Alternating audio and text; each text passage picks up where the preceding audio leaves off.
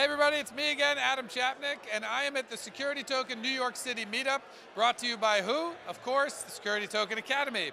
And I got the whale of the day. We have the legend himself, the OG, Bruce Fenton. Thank you for taking a minute to talk to us. Thanks very much. That's quite an intro. So, we've been asking everybody what is a security token, and there's something kind of hilarious and wonderful about me asking you, hey, what is a security token?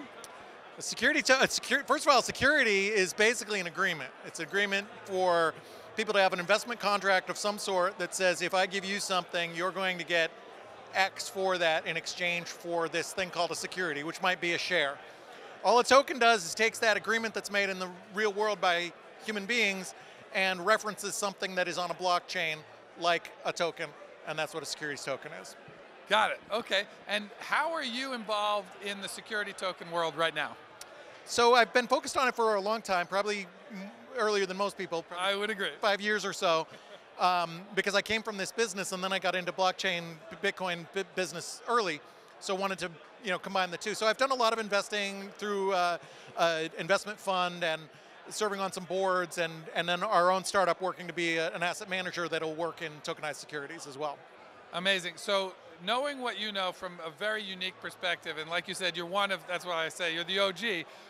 What do you think is exciting right now? It's sort of an explosion of, at least in conversation about security tokens, but from your perspective, what's the most interesting thing going on right now?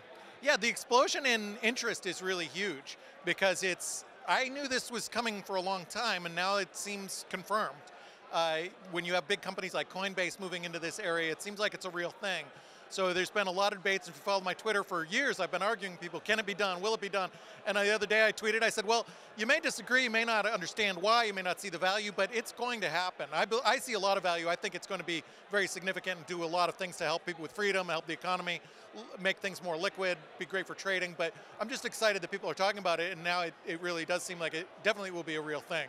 Yeah, it really does. So in terms of any specifics around the things that you've been exposed to, either in your travels or here today or anywhere else, are there any kind of applications that you think are the most interesting today, whether or not that gets more interesting later?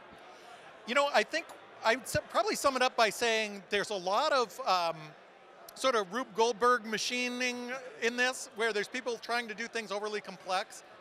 Securities have been around in their current form for 85 years or so. There's a lot that can be done with the existing technology.